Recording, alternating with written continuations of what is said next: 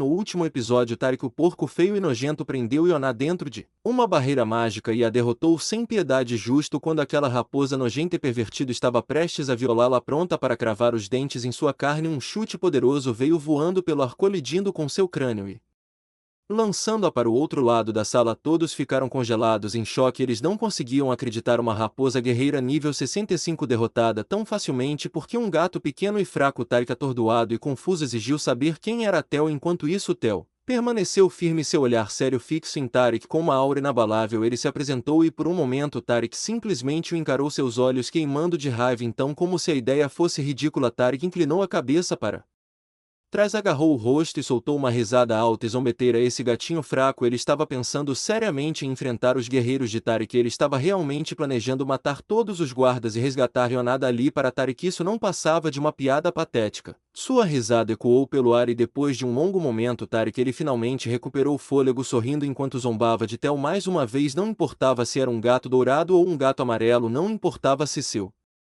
nome era Theo ou não, a única coisa que importava era que antes apenas um monstro iria morrer aqui, mas agora seriam dois. Enquanto Tariq continuava falando bobagens, Theo simplesmente ficou parado, braços cruzados, seu rosto cheio de pura irritação. Ele escutou, ele esperou e, quando Tariq finalmente terminou seu discurso ridículo, um sorriso irônico apareceu em seu rosto enquanto ele casualmente enviava seu segundo guerreiro raposa. Mas este não era qualquer guerreiro, este era um mercenário raposa. Nível 90, mais rápido, mais forte, mais mortal. Tariq, completamente confiante, zombou e se gabou de que mesmo nas torres de classificação mais alta derrotar essa raposa era quase impossível. Ele era implacável, ágil e podia cortar um gatinho fraco em 2 segundos. Mas o que Tariq não sabia era que Theo não era mais fraco. O guerreiro raposa deu um passo à frente, mostrando seus dentes afiados como navalhas, seus olhos brilhando de fome enquanto ele sorria para Theo. Ele zombou de Theo, declarando que o despedaçaria pedaço por pedaço, saboreando cada pedaço antes de devorá-lo completamente. Ele prometeu fazer Theo sofrer, mostrar a ele o que era o medo de verdade, mas Theo não vacilou. Ele ficou ali como se não se importasse nem um pouco, como se as palavras da raposa não significassem absolutamente nada. Theo simplesmente não dava a mínima. Do mesmo jeito que ficamos sentados em uma aula chata esperando ela acabar, Theo ficou ali esperando que essa raposa irritante terminasse sua divagação inútil. Mas quando a raposa simplesmente não se calou, a expressão de Theo mudou, seu rosto se contorceu em pura irritação. Com um tom entediado ele disse diretamente à raposa que não tinha medo nem dele, nem de suas ameaças, nem mesmo de sua cara feia. Então, sem hesitar, ele pediu uma coisa: se a raposa realmente planejava matá-lo, se ele realmente queria torturá-lo, então ele deveria se apressar e acabar logo com isso. Theo não tinha o dia todo, mas a raposa sequer percebeu contra quem estava lutando, porque apenas alguns capítulos atrás Theo havia massacrado 99 andares de monstros poderosos. Ele havia cortado árvores corrompidas como se fossem papel. Este não era o pequeno e fraco Theo de antes, este era Theo, aquele que agora comia comida deliciosa de seu junho todos os dias. Ele havia se tornado tão poderoso quanto um andar inteiro de monstros chefes. E agora, enquanto Theo encarava a raposa, ele deixou algo muito claro: ele realmente queria matar esse monstro raposa com suas próprias mãos, mas infelizmente ele não tinha tempo. Então, em vez disso, seus subordinados fariam isso por ele. E no momento em que essas palavras saíram da boca de Theo, o teto se despedaçou. Duas figuras desceram de cima, pousando logo atrás de Theo. Elka e Agal tinham chegado. O rosto da raposa pervertida ficou sem cor e naquele único momento ele percebeu o que estava prestes a acontecer. Antes que a raposa pudesse reagir, os dentes afiados de Agli brilharam na luz fraca, movendo-se diretamente em direção à sua garganta. Naquele instante sua vida inteira passou diante de seus olhos, cada crime e cada ato horrível, e agora ele viu sua própria morte. Snap! E as presas de Agel cravaram-se profundamente no pescoço da raposa. A mordida foi tão poderosa que perfurou direto sua garganta, e com um poderoso arremesso Agel jogou a raposa moribunda para longe. O corpo do monstro raposa bateu contra o chão sem vida. Sua morte aconteceu em um instante. Enquanto isso, Elka se posicionou na frente de Theo, ficando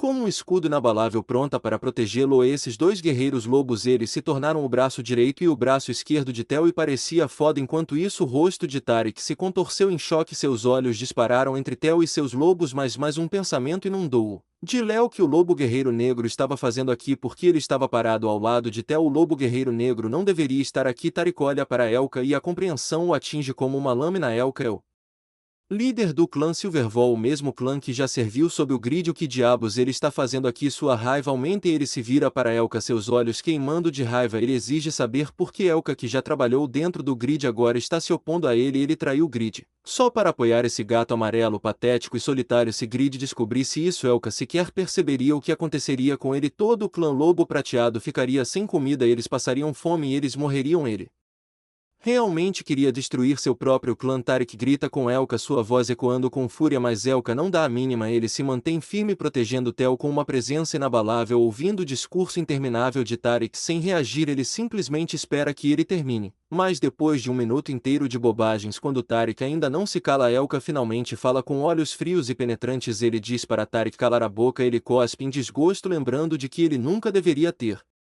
comido a comida nojenta de Grid. Em primeiro lugar, a chamada comida que Grid forneceu não era nada além de sobras, restos jogados para o clã Lobo Prateado como se fossem cães famintos, e ainda assim eles foram forçados a comê-la apenas para sobreviver. Era tão vil, tão podre, que até javalis selvagens se recusavam a tocá-lo, mas o clã Lobo Prateado não tinha escolha e isso era passado. Agora tudo mudou. Elka não trabalha mais para Grid. Elka segue o gato amarelo e o que quer que esse gato amarelo comande, Elka fará sem hesitação. Ele não se importa com o que aquele maldito bastardo da Grid tenta fazer. Sua lealdade agora pertence até ao grande mercador errante. Por outro lado, a Gal dá um passo à frente, sua presença tão avassaladora quanto sua voz como um trovão estrondoso. Ele declara seu nome com orgulho. A Gal, líder do clã do Lobo Guerreiro Negro, e assim como Elka, ele fará o que o gato amarelo pedir. Taric pela primeira vez sente um lampejo de nervosismo. Dois guerreiros poderosos montando guarda sobre um suposto gatinho fraco. Sua mente corre enquanto ele tenta entender o que está acontecendo, mas Telltale simplesmente fica ali, braços cruzados, observando tudo como um chefe. Finalmente, quando a paciência de Elka e a Gal se esgota, eles rosnam em advertência. Se Taric tocar em um único pelo de Tel, eles vão rasgar seu corpo tão violentamente que ele vai esquecer como respirar. Os olhos de Taric se estreitam em frustração, ainda incapaz de compreender por que esses dois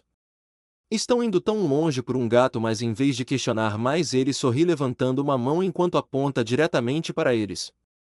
Não importa, se ele quisesse, ele poderia quebrar as pernas de Elka e a Gel aqui mesmo, garantindo que eles nunca mais andem pelo resto de suas vidas. A expressão de Elka endurece instantaneamente. Ele já suportou o suficiente das bobagens de Taric. Sem pensar duas vezes, ele retruca, sua voz pingando de raiva. Se Taric não calar a maldita boca, ele vai morder a própria língua, garantindo que nunca mais fale bobagens. Pela primeira vez, Taric sente medo genuíno. A voz de Elka não é apenas uma ameaça, é uma promessa. Tentando se recompor, ele desvia o olhar para cima apenas para finalmente notar o buraco enorme em seu telhado. O telhado que Elka e Hegel destruíram quando entraram. Um sorriso irônico se forma nos lábios de Taric enquanto ele olha para eles e os provoca por destruírem sua propriedade. Mas talvez eles não percebam onde estão. Talvez eles não entendam a quem pertence esta favela. Com um levantar casual de suas mãos, Taric chama seus subordinados lá fora. Mercenários da Fox vagam pela favela como predadores ao seu comando. Um exército inteiro de guerreiros de alto nível da Fox deveria ter invadido imediatamente, mas ninguém aparece. Segundos se passam em silêncio, ainda assim ninguém chega. O sorriso de Taric desaparece. A confusão contorce seu rosto enquanto ele grita novamente, mas nenhuma alma responde. Elka, Gal e Tel permanecem de pé despreocupados. Taric, por outro lado, parece um idiota parado ali com as mãos levantadas, esperando por uma ajuda que nunca virá. Quando Taric chama seus subordinados repetidamente, mas ninguém responde, uma onda de pânico se espalha por seu rosto. Sua voz fica mais alta, seus olhos disparam freneticamente enquanto ele exige saber o que diabos está acontecendo, porque ninguém lhe responde antes que ele possa gritar mais. Uma voz calma ecoa atrás, cortando o silêncio tenso. Não há necessidade de chamá-los, a voz pertence a ninguém menos que Zarif, a raposinha. Zarif entra pela porta, seus olhos afiados travados em Taric. Com um sorriso frio, ela casualmente comenta que pedir reforços é inútil. Esta favela inteira pertence a ela. Por muito tempo ela manteve essa área sob vigilância, esperando a oportunidade perfeita para atacar. Na verdade, mais da metade de sua força policial foi posicionada aqui como agentes secretos, esperando o momento certo para agir. A cena muda e a verdadeira escala da operação de Zarif se torna clara. Seus camaradas inundam a favela inteira, seus rifles erguidos cercando e capturando Todos os criminosos à vista a expressão de Tariq se contorce de raiva, seus olhos examinando a cena, suas mãos se fechando em punhos. Isso não deveria acontecer. Rangendo os dentes ele encara Zaref, sua voz pingando de escárnio, alegando que o departamento de inspetores da torre não tem autoridade para estar aqui sem um mandado de prisão, mas Arif não está interessado em suas bobagens. Sem hesitar ela caminha para frente com uma aura dominante, sua presença sufocante, seu olhar perfurando Tariq como uma lâmina. Ela sorri levemente, alegando que conhecer Tariq pessoalmente é um prazer. Então, com seriedade mortal, ela se apresenta: meu nome é Zaraf. Seu tom é firme, suas palavras absolutamente não há diversão em sua expressão. Ela não tem tempo para jogos. Chegando mais perto, sua voz fica fria, listando todos os crimes que Tariq cometeu: sequestro, contrabando e muitos mais. E hoje ele foi pego em flagrante em um caso de sequestro. É por isso que ela está aqui, para prendê-lo. Mas isso não é apenas sobre uma acusação. Junto com sequestro, há 8 outras acusações criminais contra prisão, intimidação e até violência sexual. Ao ouvir isso, Tariq enrijece por uma fração de segundo, mas rapidamente mascara seu medo, forçando seu sorriso confiante de sempre de volta ao rosto. Com um escárnio arrogante, ele cruza os braços, encarando Zarif como se nada disso perturbasse. Então, com falsa inocência, ele exige provas. Ela tem alguma evidência para apoiar essas acusações? Sua voz exala falsa polidez, enquanto ele afirma ser nada mais do que um gentil e humilde mercador errante. Voltando sua atenção para Elka e Hegel, ele aponta um dedo acusador para eles: esses 2 lobos invadiram minha casa, eles destruíram meu telhado e até ameaçaram minha vida. Você não deveria prendê-los em vez de mim? Tariq sorri internamente, convencido de que jogou sua carta perfeitamente. Não há evidências que o liguem a nenhum desses crimes. Por um momento, Zaraf permanece em silêncio, imerso em pensamentos, percebendo que Tariq não está totalmente errado, mas naquele momento uma risada baixa preenche o ar. Tariq recua levemente e vira o olhar apenas para ver Yonah sorrindo. Seus olhos brilham de satisfação enquanto ela lentamente avança, fixando seu olhar afiado em Tariq. Então, com calma, confiança, ela diz a ele que tem todas as provas de que precisam. Colocando a mão no bolso, ela tira uma pulseira estranha, segurando-a para todos verem. Esta é a prova. No momento em que ela ativa, a própria voz de Tariq começa ecoar pela sala. Suas palavras claras e inegáveis saem da pulseira: como ele criou os gafanhotos vermelhos, como ele os usou para controlar Great Tower, como ele planejou matar Yonah desde o começo, como ele sequestrou a princesa Red Ribbon. Não apenas sua voz, imagens de vídeo também aparecem expondo tudo. O corpo inteiro de Tariq fica tenso, seu rosto perde a cor, sua respiração fica presa na garganta. Ele encara a pulseira, incapaz de desviar o olhar. Suas mãos tremem levemente, seus dedos se contraem ao lado do corpo dele. Sua visão fica turva enquanto estrelas começam a dançar diante de seus olhos. Ele não tem mais nada a dizer, a evidência é indiscutível exibida diante de seus olhos, mas ainda assim ele se recusa a desistir. Sua mente corre tentando desesperadamente pensar em uma saída, mas antes que ele possa dizer qualquer coisa, o olhar de Yonah se aguça, sua expressão fica mortalmente séria, sua voz fria como o gelo. Humanos podem mentir, mas a magia nunca mente, mesmo que um parente, um amigo ou um ente querido tente encobrir alguém, a magia nunca mente. Ainda assim, Tariq resiste, seu rosto se contorce de frustração, sua voz se eleva em raiva. Mágica é besteira. Ele repete as palavras várias vezes, seu pânico aumentando, sua respiração ficando mais pesada, e em sua frustração, sem nem perceber o que está dizendo, ele grita sua própria confissão: foi ele quem trancou Yonah dentro da barreira de magia branca. Por causa dessa barreira, Yonah não podia usar sua magia. Então ele faz uma pausa, seus olhos se arregalando enquanto a realização o atinge como um raio. Se Yonah estava presa na barreira, como ela usou magia para gravar suas conversas. Naquele momento, a pulseira registra suas palavras mais uma vez, capturando sua própria confissão em tempo real. Sem saber, Tariq admitiu tudo. Um arrepio enche o ar, o silêncio cai sobre a sala e então Yonah sorri mais uma vez. Ela explica com calma a finalidade, a verdadeira beleza da magia. Nunca houve necessidade de despejar magia neste artefato. A pulseira já era um artefato mágico imbuído de magia desde o início. Mesmo que Tariq tivesse selado toda a magia do lado de fora, não importaria, porque a magia já existia dentro da própria pulseira, e essa era a beleza da magia. Nesse ponto não havia escapatória para Tariq. Yonah levanta uma mão apontando um dedo firme para ele, seus olhos se encheram de triunfo. Ela declara que ele deveria se render agora, e o que quer que aconteça com Tariq em seguida logo acontecerá com Grid também. Tariq não precisa se preocupar nem um pouco, ele não ficará sozinho na prisão por muito tempo, porque Yonah enviará Grid para se juntar a ele muito em breve. Então os dois poderão jogar ludo juntos atrás das grades. Neste momento, Tariq está tão frustrado que não sabe o que fazer, mas apesar de sua raiva, ele é impotente. De repente, os comandantes de Zaraf chegam, colocando algemas em Tariq, arrastando para longe como o criminoso imundo que ele é. Mas mesmo enquanto ele está sendo levado, ele cospe maldições, sua voz pingando veneno, jurando que no momento em que for libertado ele se certificará de que ninguém fique de pé.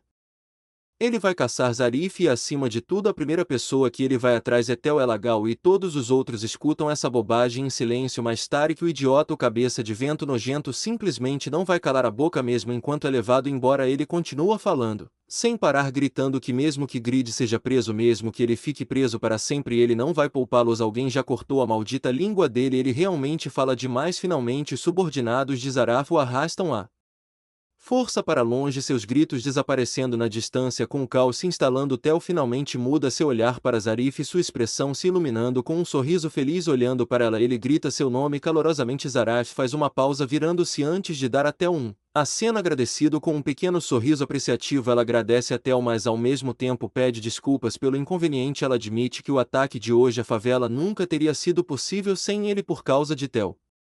Ela finalmente conseguiu capturar os criminosos que ela estava perseguindo por tanto tempo. Se não fosse por eles, Zarif duvida que ela teria conseguido. Ao ouvir isso, Tel esfrega a parte de trás da cabeça, seu rosto ficando ligeiramente tímido. Ele minimiza seu papel, insistindo que não fez nada de especial. Essas pessoas sequestraram seu amigo, é por isso que tudo isso aconteceu. Ele só se envolveu por acidente, sem saber. Ele acabou ajudando, mas enquanto ele processa o que aconteceu, a excitação de Tel começa a borbulhar novamente. Sem hesitar, ele segura as mãos de Zarif e sorri animadamente, declarando que todas essas formalidades podem esperar porque ele acabou de perceber algo enorme. Zarif não é apenas uma novata mercadora errante, ela é uma inspetora disfarçada de alto escalão. Tel está genuinamente impressionado, seus olhos brilham de excitação e ele admite que está completamente surpreso. Todo esse tempo ele pensou que Zarif era apenas uma comerciante novata, mas em vez disso ela acabou sendo uma policial disfarçada trabalhando nas sombras. Ao ouvir isso, Zarif desvia o olhar por um momento, suas bochechas levemente coradas. Ela se desculpa suavemente, explicando que nunca quis enganar Tel, mas a situação a forçou a manter isso em segredo. Mas Tel não se importa com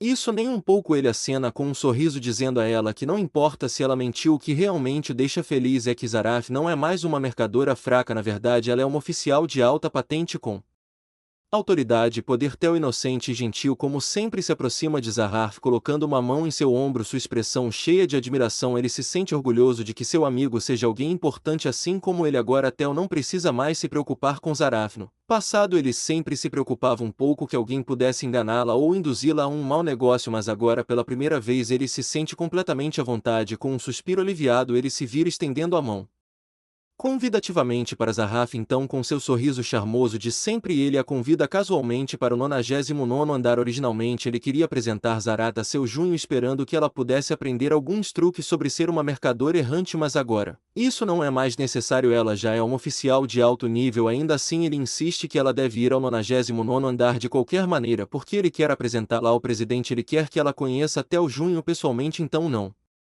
importa o que aconteça, Zarif tem que visitar o 99º andar pelo menos uma vez. Com isso, Tel finalmente saindo em direção a Hegel. Elka e Yoná por trás. Zarif observa a cena se desenrolar, seus olhos demorando em Tel enquanto ele se afasta, e de repente uma tristeza inesperada se insinua em seu coração. Ela não consegue explicar o porquê, mas ver Tel ir embora fazendo-a se sentir vazia, e pouco antes da cena acabar um único pensamento cruza sua mente: quem é seu Junho? O nome não parece uma espécie de monstro?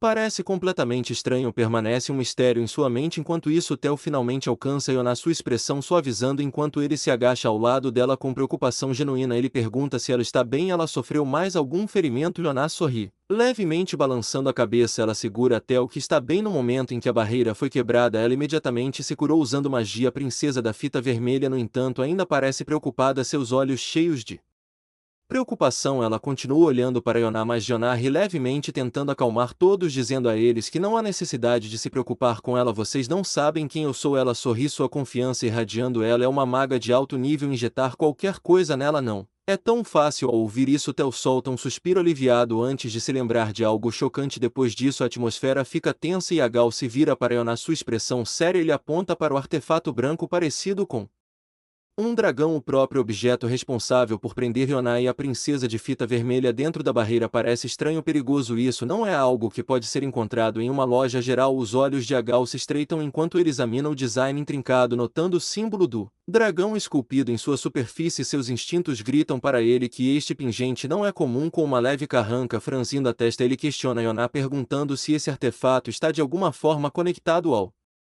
Grande dragão negro, mas Jonar rapidamente nega a possibilidade, balançando a cabeça. Ela afirma que a energia que irradia do pingente é totalmente diferente daquela do grande dragão negro. Sim, há uma gravura de dragão nele, mas isso não significa que ele tenha qualquer conexão com o grande dragão negro. Não há sentido em ficar aqui e discutir isso, mas eles precisam levar este pingente para o 99º andar imediatamente. Enquanto esta importante discussão está acontecendo, um subordinado de Zaraf chega de repente por trás, interrompendo o momento com urgência. Em sua voz ele relata que eles capturaram 2 indivíduos suspeitos de baixo. Instantaneamente a atenção de todos se volta para o inspetor e finalmente a cena revela o que está acontecendo. Um bulldog volumoso e intimidador avança arrastando 2 figuras contidas atrás deles, Scarron e Marlene. Esses 2 são os suspeitos. O bulldog agarra Scarron pela coleira, arrastando para frente com facilidade. Marlene, apesar de ter sido pega, ainda se comporta com arrogância. Sua atitude não mudou nem um pouco. Ela estala a língua em irritação, exigindo saber quem lhes deu o direito de tratá-la assim. Com uma expressão altiva ela os avisa para não agarrá-la tão rudemente. Maquiagem preciosa pode ser arruinada por outro lado. A reação de Theo é completamente diferente. No momento em que seu olhar pousa em Scar e Marlene, ele fica congelado por um breve segundo. Sua mente fica completamente em branco. Auron, por outro lado, não está nem um pouco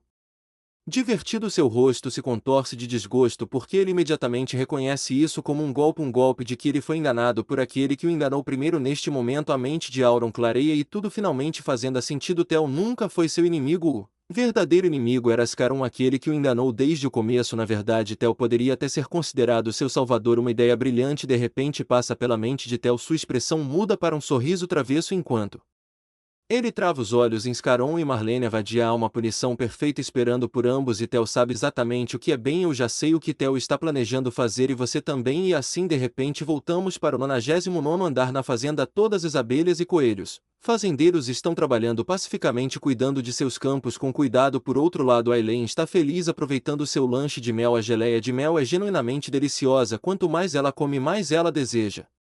Esta geleia de mel feita de farinha de amendoim tem um toque picante, tornando-a ainda mais saborosa e irresistível. Seu João percebe a excitação de Aileen e percebe que ela realmente gosta da geleia de mel que ele fez de farinha de amendoim.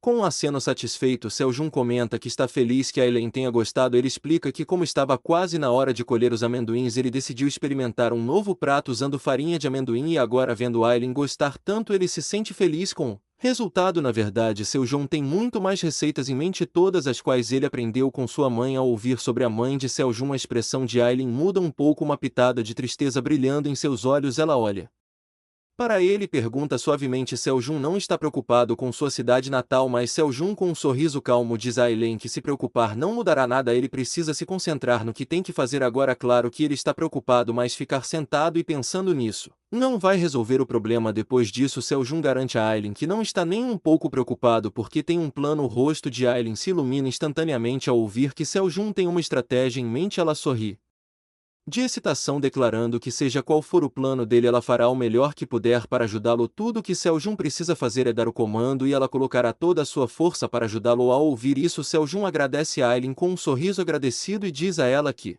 revelará seu plano quando Theo e os outros chegarem. Então, quando um pensamento cruza sua mente, ele se vira para Aileen e pergunta se ela quer mais geleia de mel, mas antes que Aileen possa responder, uma série repentina de notificações do sistema inunda a mente de Seljun, deixando momentaneamente atordoado. O sistema anuncia que sua terra agrícola se expandiu para mais de 100 mil pés quadrados. Por causa disso, Seljun ganhou 20 mil pontos de experiência agrícola. Como se isso não fosse chocante o suficiente, o sistema continua bombardeando com mensagens. Os olhos de Seljun se arregalam em descrença. Sua terra de cultivo cresceu além do que ele esperava e as surpresas não param por aí. O sistema notifica que seu talento e classificação também aumentaram. Agora Seljun não é mais um fazendeiro comum, ele se tornou um fazendeiro de alto nível. O sistema lhe concede o título de fazendeiro de torre de alto nível, mas o maior choque vem a seguir. O sistema declara que Seljun é o único fazendeiro em toda a torre que possui terras agrícolas maiores que 10 pés quadrados e ele estabeleceu uma conexão com os dragões. A mente de Seljun acelera enquanto ele processa essa informação avassaladora. Após essa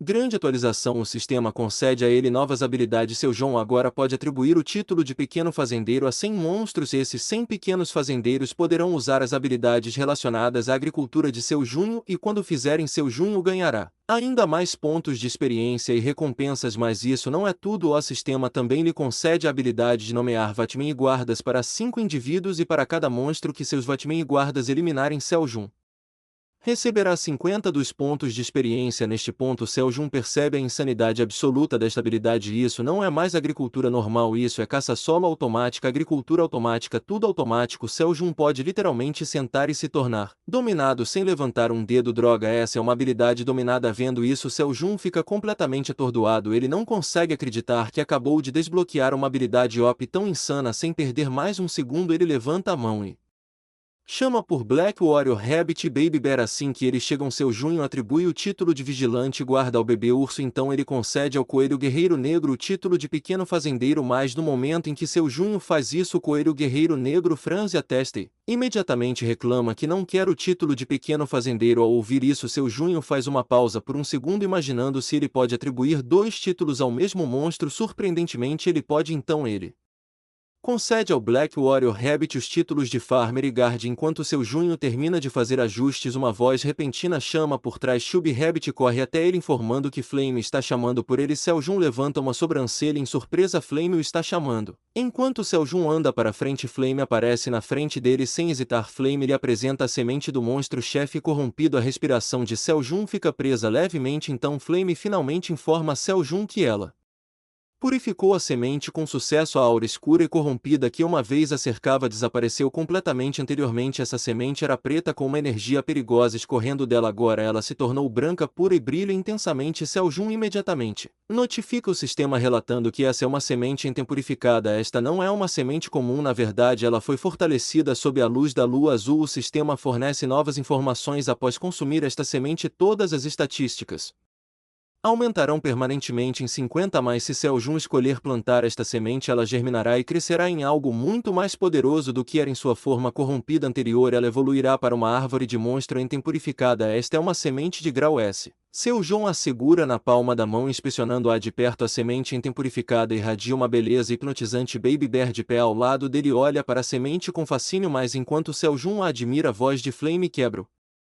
silêncio. Em um tom triste e hesitante, Flame faz uma pergunta a Seljun. Ele está pensando em comer esta semente. A voz de Flame treme levemente enquanto ele implora a Seljun. Esta semente é apenas uma criança. Ela nem sequer nasceu ainda. Em sua vida passada ela não era inerentemente má. Ela se corrompeu contra sua vontade. Agora que foi purificado, está livre daquela escuridão. Seljun pode dar a essa semente uma chance de viver novamente. Ao ouvir as palavras sinceras de Flame, Seljun sente algo se agitar dentro de seu peito. Seu coração se amolece. Na verdade, Seljun nunca teve a intenção de comer a semente. Em primeiro lugar, há poucos momentos ele estava prestes a dizer a Flame que planejava plantá-la, mas Flame falou primeiro com um sorriso gentil. Seljun se sente tranquiliza Flame de que não há nada com que se preocupar, porque Seljun é um fazendeiro e um fazendeiro não destrói a vida, ele a nutre com cuidado e ternura. Seljun enterra amorosamente a semente purificada no solo.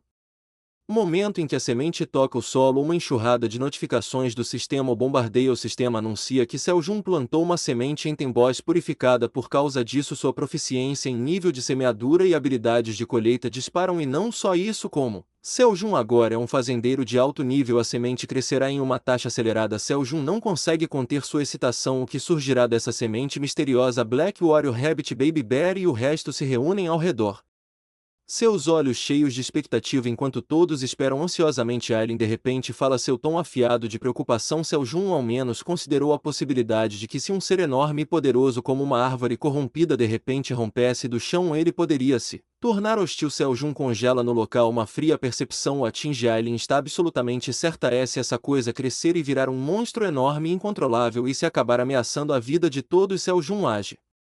Imediatamente ele corre para frente, suas mãos cavando o solo tentando arrancar a semente antes que ela germine completamente, mas já é tarde demais. Um pequeno broto emerge do chão. A boca de Seljun se abre em choque. Cresceu em apenas alguns segundos. O bebê urso, sentindo algo incomum, começa a crescer em tamanho, preparando-se para a batalha. Debaixo do solo algo lentamente começa a se erguer, uma misteriosa massa verde, sua forma tomando forma conforme emerge. Todos prendem a respiração esperando Uma criatura enorme e imponente, mas assim que o ser misterioso emerge completamente, todos olham em silêncio atordoados. Não é um monstro gigantesco e aterrorizante, não é nem maior que uma galinha adulta, na verdade parece um pintinho mais verde com dois pequenos galhos brotando da cabeça. A pequena criatura pisca para eles. Curiosamente, o sistema imediatamente notifica seu Junho: parabéns, você plantou com sucesso uma árvore enten poderosa e purificada. Seu Jun fica sem palavras, seu queixo cai aberto em descrença enquanto ele encara a pequena criatura.